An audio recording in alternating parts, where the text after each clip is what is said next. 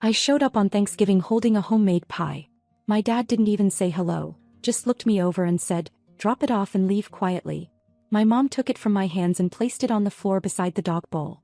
"At least he appreciates the effort," she said. I left without a word.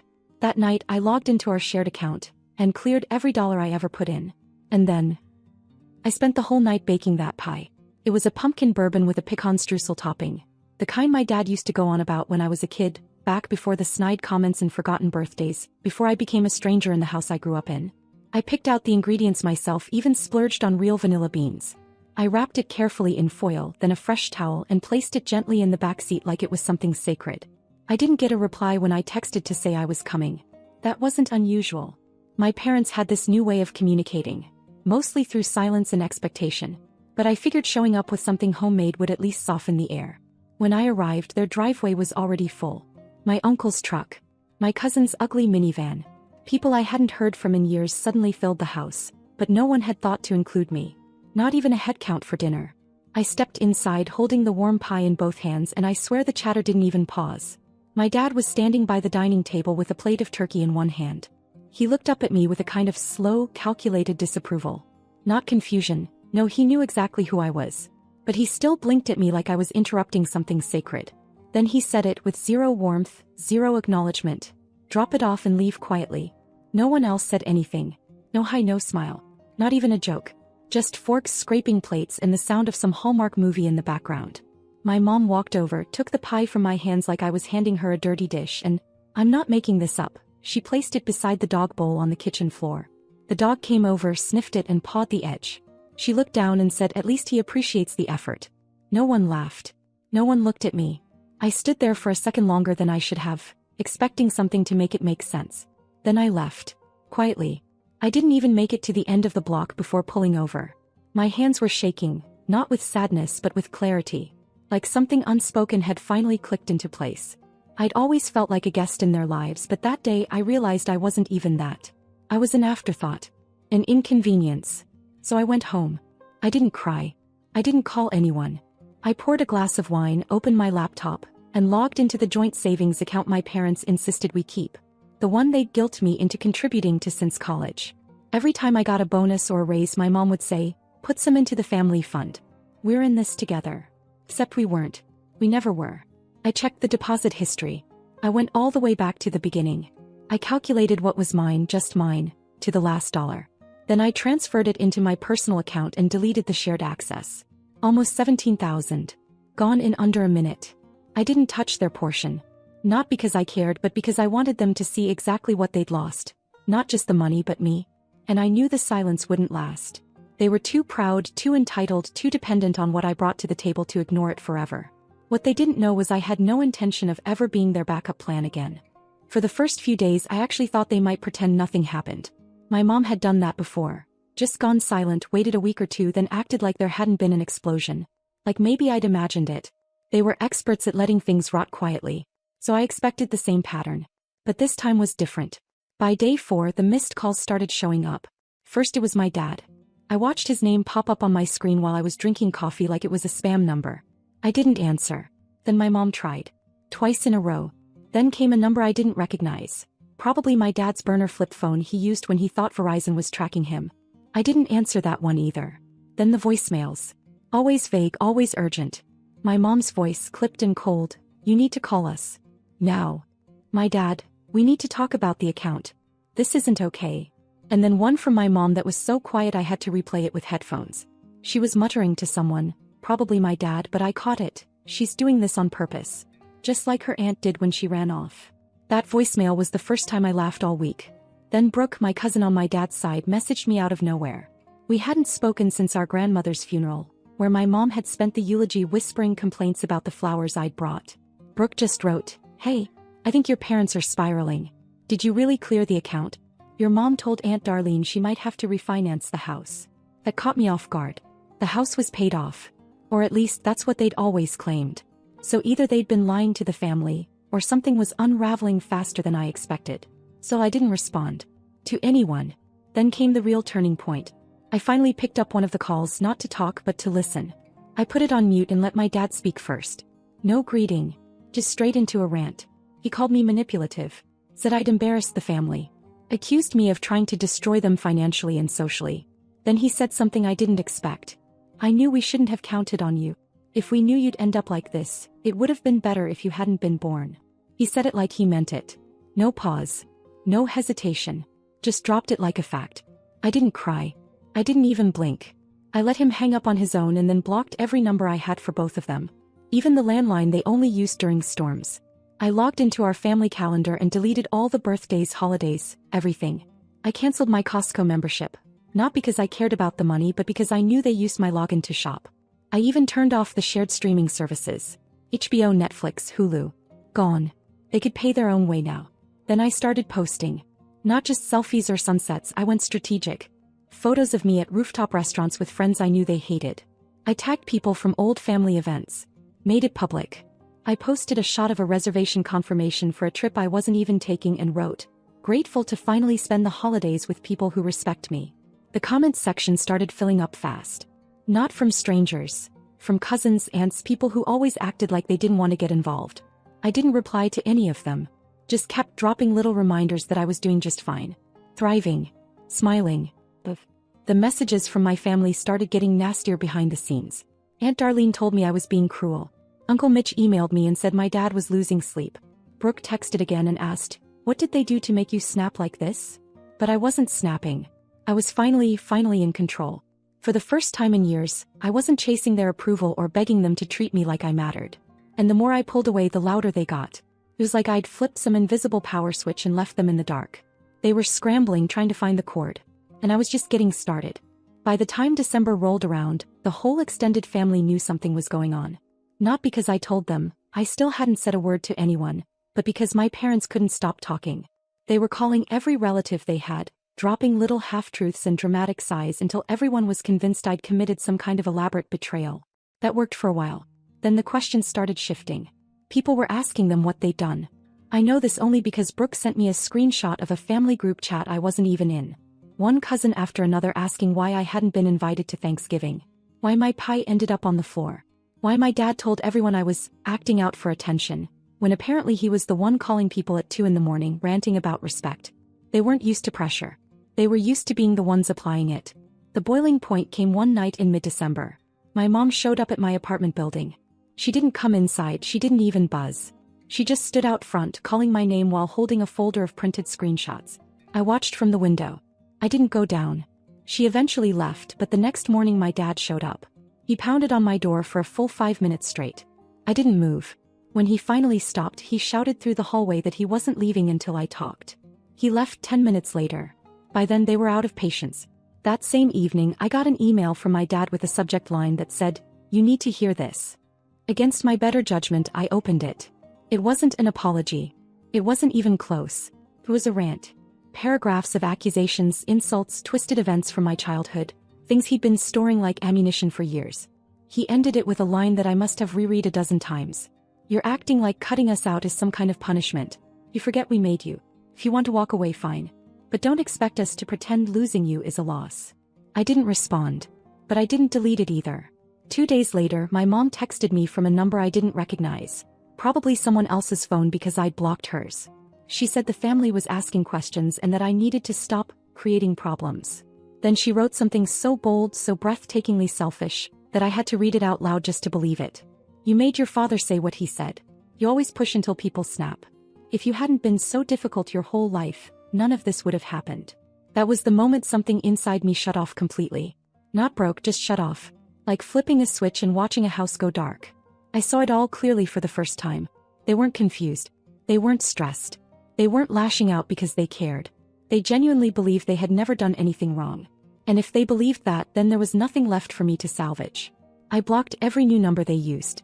I stopped posting. I stopped engaging. I went silent in a way they had never experienced. The kind that actually meant something. And for a solid month I didn't hear a single word from them. Until January. When the pressure from the family became too much for them to handle. When the truth about their treatment of me started spreading further than their version of events could contain. That's when everything shifted. Not because they learned their lesson. Not because they felt guilt. But because they needed something from me. And I was ready. Mid-January I got a plain white envelope in the mail. No return address, just my name and my mom's handwriting. Neat, dramatic, deliberate. Inside was a photo of me as a baby, the one that used to sit on the living room shelf next to the weird ceramic angel she always said was watching over the family. The note was only 2 sentences long. We miss our daughter. Please let us make this right. No apology. Just a baited hook. I left it on the kitchen counter, unopened after that. I didn't need a baby photo to remember who I was before they twisted everything. They were desperate now, cycling through whatever tools they thought might still work. Shame hadn't. Guilt hadn't. So now they were trying nostalgia. 2 days later, Brooke called.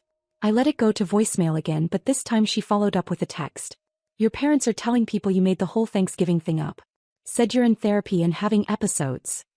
That stopped me. I hadn't spoken to them in over a month. I hadn't contacted anyone in the family. And now they were out there building a story where I was unstable? That I'd hallucinated being told to leave like a delivery person? Then Brooke sent a second message. Also, your mom told Aunt Darlene something about you being on the house deed? And there was. I'd completely forgotten about that. Back when I was 23 and working 2 jobs, my parents had convinced me to co-sign a refinance. Said it would help with the rate and that it was just paperwork. I didn't ask questions. I signed what they gave me.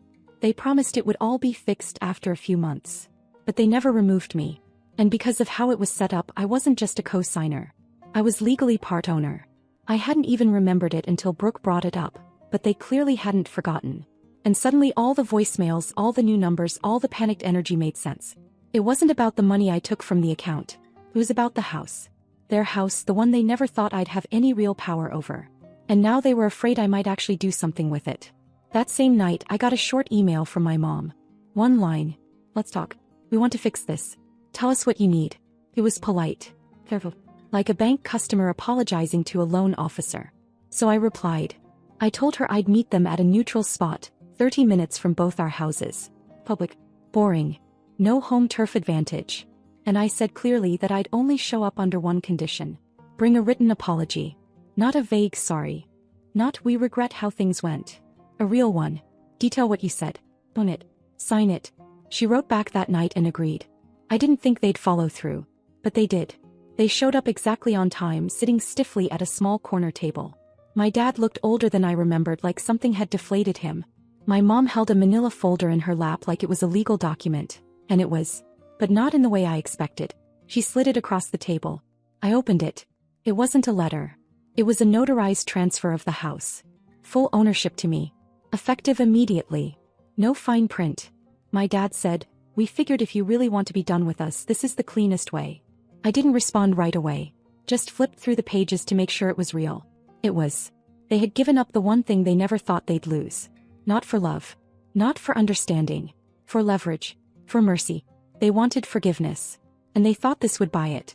I stood up, the folder in hand, and told them I'd think about it. No promises. No smile. No hug. My mom asked if we were okay now. I didn't answer. I just said, if I decide to sell it, I'll let you know when to be out. Their faces dropped. For the first time in my life, I had the upper hand. And I wasn't afraid to use it. The silence that followed our meeting wasn't peace. It was strategy. I knew that. They were waiting me out, hoping I'd cool off, maybe even feel guilty. But what they didn't understand, what they never bothered to understand, was that this wasn't a tantrum. I wasn't punishing them. I was done playing a role they wrote for me. Still, I knew they hadn't given up. Not really. They'd handed me the deed like it was a bargaining chip, not a surrender. They expected it to soften me. But I didn't feel softened. I felt clear. For the first time, everything made sense. And that clarity was more powerful than anger. I didn't contact them. I didn't post any updates. I didn't even mention the house online. I wanted them sitting in it, wondering every day if today was the day I'd list it. I wanted them to feel the kind of instability I'd grown up with, walking on eggshells, trying to read moods, never knowing when something would get taken away. It worked. I started hearing things through the family grapevine. My aunt sent a message that said, I don't want to get involved, but maybe you could talk to them before they do something stupid. My cousin Brooke called and left a long voicemail. Said my dad had gone to see a lawyer, just to understand his options, but left the office in a rage when he realized he didn't have any. That my mom had cried in front of the pastor's wife and claimed I'd always had a cruel streak. And apparently they told another cousin I'd forged the deed transfer. A lie that was easy to check and even easier to unravel. That was the moment things started to shift. Not just for me but for everyone around them. The story started falling apart. Brooke texted me again a few days later. They're turning on each other now. Your mom's blaming your dad for pushing you too far. He's saying she never taught you how to be grateful. It's getting weird. I didn't reply. Instead, I printed the deed and framed it. Not to be petty. To remind myself that this wasn't a dream. I really held the thing they valued most, and they gave it to me not out of love but fear. I started imagining what I could do with it. Sell it. Rent it out. Let it rot. Every idea felt possible. Then one afternoon, a car pulled up in front of my apartment building. I looked out the window. It was my dad's. He didn't come up. Just sat there for maybe 20 minutes. Then drove off. The next morning, my mom sent a message through a mutual friend. We're willing to have a real conversation if Evelyn is too. I ignored that too. But something in me was already moving forward. I'd gone from being shut out on Thanksgiving to having my name on their future. The power dynamic wasn't just reversed.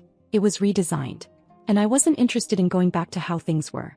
A few nights later, Erica, my cousin, showed up. She had a box of cookies and a face full of hesitation. I let her in. She sat on my couch, looked around my apartment and said, "It's nice. Peaceful." Then she told me everything. That my mom was unraveling. That my dad was making calls to old friends he hadn't spoken to in years. Probably trying to figure out if anyone would let them move in. That they'd started sleeping in separate rooms. That my mom told people she felt unsafe in her own home now, which made everyone ask why. Then she looked at me and said, "They're losing the story, Evelyn. People are starting to see what's real. Even the ones who never took your side before." And that's when it hit me. This wasn't just about the house. Or the money. Or even the apology I still hadn't received. This was about reclaiming what they took. Years of being told I was too sensitive. That I remembered things wrong. That I needed to get over it. That I made it all up in my head. They were finally being forced to sit in a version of the truth that wasn't theirs to control. And I wasn't done yet. I started making a list that night. Not of demands. Of losses. The moments they'd stolen.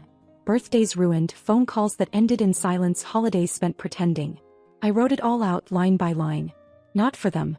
For me. So I could see it, name it, and decide what I was owed. At the top I wrote one thing in bold. Accountability. They wanted forgiveness. Fine. But they were going to have to earn it. Not with tears. Not with a house. Not with words. Proof.